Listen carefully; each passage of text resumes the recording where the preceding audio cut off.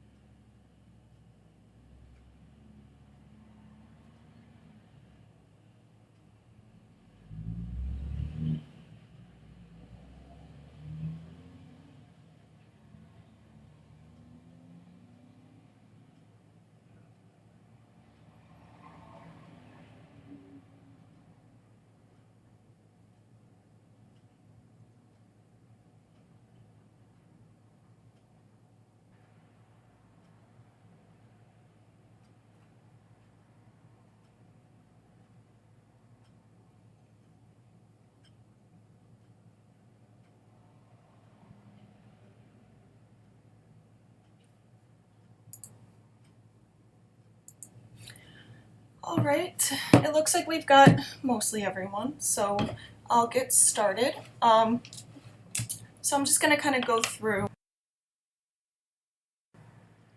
Now, most of you guys are gonna be setting up inside, and if you've ever worked one of these events before, most likely you've had an outdoor setup in what we call a tent event. Everyone's gonna be indoors. So what that means is there won't be any tents. The setup will be the same, and we'll kind of go through what the setup is for those of you who haven't worked this event before. But the only difference is, you'll be at the front of the store. You'll work with the store manager and see what area is best to set up the 4 tables and everything else. So as far as the setup goes, I'm just going to kind of touch on everything else except for the tents. So definitely check in with me when you arrive. But if you have any questions during your event, I am available. So you're going to start by, heading into the store, introducing yourself to the store manager, letting them know, hi, my name is Jessica. I'm here to handle your grand opening event today. All of the boxes are going to be in the back room of the Family Dollar more than likely, unless they've moved them. And so that's why it's good to start off by obviously introducing yourself, because if they have moved the boxes, then they will let you know where they are at that point. Let's see. So if you have a tent event going on, you are going to have a total of 7 boxes. If you have an indoor event, it's going to be a total of 5. You will have 4 tables and 4 table skirts. Now, a few of the locations I was just informed today actually either didn't receive the table skirts or only received 2, and we'll kind of go over what to do in that situation if you're one of those locations. Basically, once you get everything kind of out of the boxes and start to do your setup and things, and you realize that you either don't have any table skirts or you only have 2 and you have 4 tables, we're going to go to the party aisle and find some tablecloths. So they're like those plastic ones you buy for birthday parties and things like that. Preferably white or red if they have them. If not, then we will go with either orange or green. If those are not an option either, black is fine as well. So trying to stay within the Family Dollar, Dollar Tree colors, but if they don't have those, then we'll go with what they have. Let's see. So you guys are going to set up the tables. Like I said, kind of get with the store manager and see what's best. Obviously, you don't want to be blocking any entrances. You don't want to be blocking any aisles. You are going to have a face painter and a DJ, so the face painter is going to set up at one of those tables, and then you will have another table next to or near the face painter that will have the kids' freebies. And what that consists of are the coloring pages, the crayons. They have bubbles and chalk, which obviously, since this isn't outside, those would just be take-home items.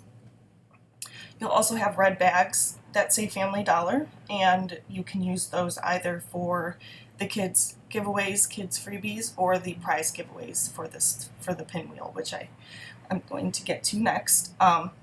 So if you guys realize that you get there and you can't find like I said, if you don't have any table skirts or you only have two, and you have to purchase them, the way we do that is with the Emburse card, and I will go over that more towards the end of the call. But I recommend using the the tablecloths that you will purchase, like the plastic ones, for the face painting table and maybe for the kids' freebies as well, just because it can get a little messy, and we'd rather use the throwaway ones for those stations if possible. The table skirts should sit flush with the ground, so you're actually going to make sure that the tables are set up in height to the middle setting. So the way that you do that is once you fold out the table, the actual legs you can adjust with, there's like a little metal like ball that you push in, and you can either pull them out, which makes them longer, or push them in, which makes it shorter, obviously. So I think it's the middle setting that you're gonna use so that the table skirts, provided that you have the Family Dollar ones, hit right above the ground so they don't scrunch. If they're scrunching on the ground, that means the table's too short. If you see table legs, that means the table's up too high. And even with the other tablecloths, just make sure that all the tables are the same height. Let's see. So with this being an indoor event, so we usually do a ribbon cutting ceremony, and you guys might, even if you're having an indoor event, still do the ribbon cutting outside. And so if they are doing the ribbon cutting outside, please go ahead and go outside and participate in the ribbon cutting ceremony and take some photos as well, so that we can submit that with the recap. But everything else, like I said, if you're indoors, will be indoors. I will need a photo by 9:45 at the very latest of the setup. So, but taking a step back and trying to get everything in one photo if possible. If not, 2 photos is fine. And then I will submit those to the client and get the thumbs up, or if we have to fix something, just make sure that you're checking your phone in case I text you and let you know that, hey, we have to adjust this, so that can be done, and then you can send me another photo. So you guys will be issued an Emburse card, which will happen tomorrow sometime. I think probably more than likely in the morning, but sometime before the end of the workday. So what the Emburse card is a virtual credit card. If you've ever used your Apple Pay or your Google Pay, essentially all you do is load this card into your Google Wallet or your Apple Wallet. And give me 1 second, I'm going to take a sip of some water really quick. It's pretty easy. If you've never used your Apple Wallet, your Apple Pay or your Google Pay, I've provided a video for each one. So once you receive that first Emburse email, you're going to wait for the second one to come in, and that will be a shareable link so that you can see the card without actually having to sign up with the Emburse website. And basically all it has you do is confirm your email, and then it sends you, I think, a confirmation code, which you will punch in, and then you'll be able to see the actual digital credit card with the numbers and the expiration date and the CVV.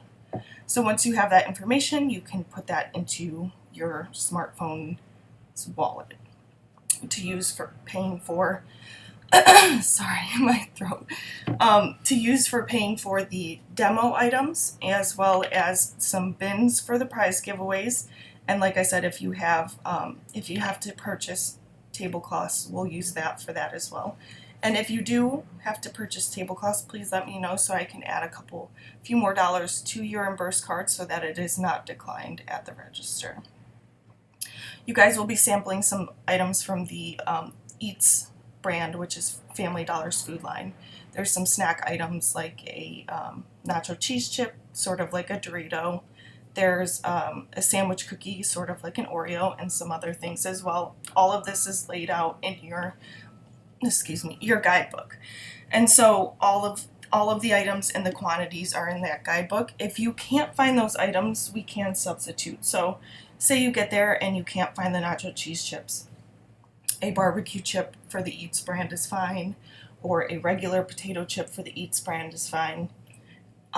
Just keep in mind to not substitute anything from the Eats brand that is likely to cause an allergy. So no nuts, no peanut butter. Let's keep it, keep away from those items that people are allergic to, because we definitely don't want the ambulance to be there. Sometimes the fire department will show up or the police department will show up for the ribbon cutting ceremony, but we definitely don't want the ambulance to come to the Family Dollar that day. So let's see what I miss. So once you guys are grabbing those items, so you'll do your complete setup first. Your pinwheel will set up, near the table that you'll use for your prize giveaways, and the bins that you're purchasing will be set up next to that table with the pinwheel. And the bins that are in the guidebook are a little bit more than they used to be price-wise. So any bins that are neutral in color, let's say white, black, gray, brown, or even clear, will do. It doesn't have to be the Sterilite bins. So you can purchase those like clear tubs that are like, I think $2.50 or $3, so that we can stay within the budget. You guys will each be loaded a card with $25 on it. So if they do not have any other bins other than the Sterilite, we can see if we can borrow them off the shelf, or if we run out of options with that, I can always load a little bit more onto your card. But we'll try to find some cheaper bins or to borrow them off the shelf and return them at the end of the day if that is an option. Okay, so you guys will be talking about the Family Dollar couponing app. This is one of the most important parts of the event, obviously. This is the kind of marketing side of the event, where we're trying to get people to download the app. If you're unfamiliar with the Family Dollar couponing app, it is very similar to any other grocery store app, couponing app. So every week they load new coupons onto the app. You can give your phone number at the register, and any items that you've purchased pertaining to the coupons that you've added to your couponing cart, or I'm not sure if that's what it's called, but will automatically come off. They also do $5 off of $25 every Saturday, and it doesn't matter what you buy.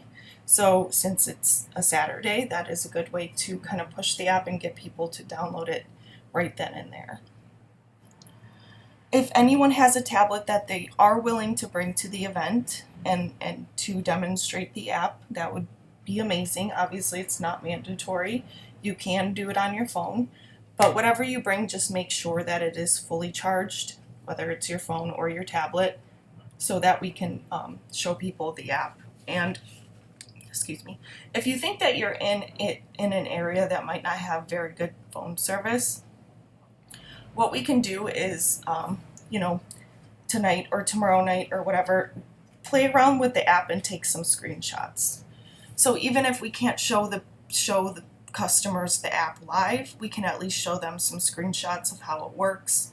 Take screenshots of each, screen of the app, each menu of the app, so that we can show people, regardless of if you have service or not.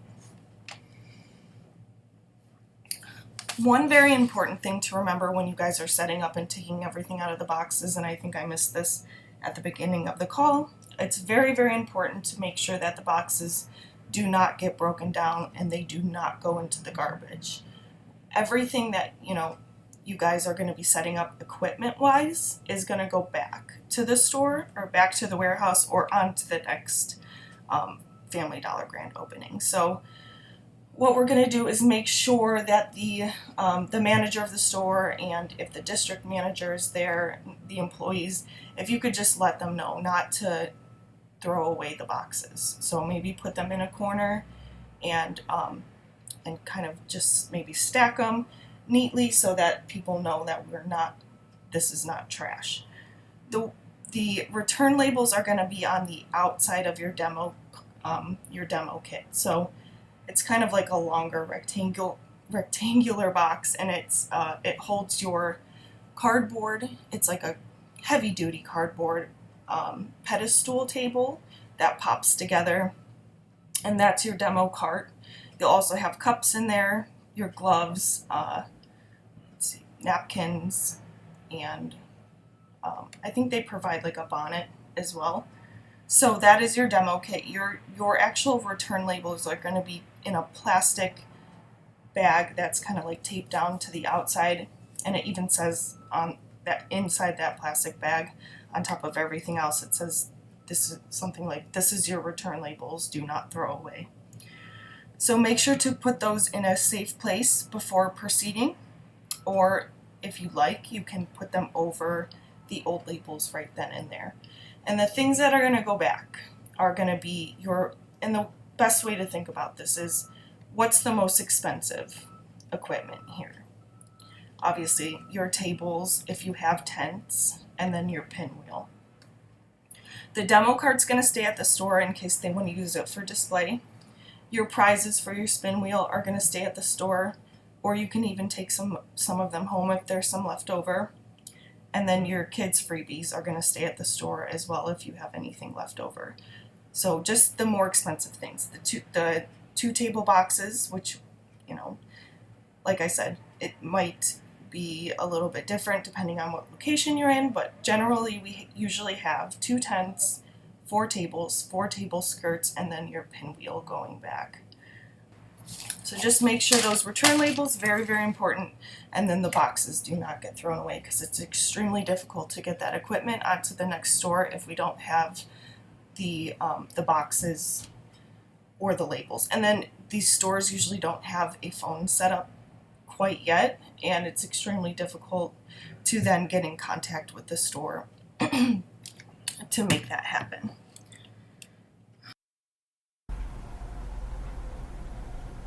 Okay, and so next we will talk about your photos. You guys are going to be taking, obviously, photos during the event. Now, there's going to be a few different things going on during your event, and we've kind of covered what that is, but as far as, the food sampling demo, you'll have the spin wheel with prize giveaways, you'll be talking about the couponing app, the kids will be getting their faces painted, and so on and so forth. So we're going to get about 10 photos of each, what is it called? Like, each part of the event. I'm sorry.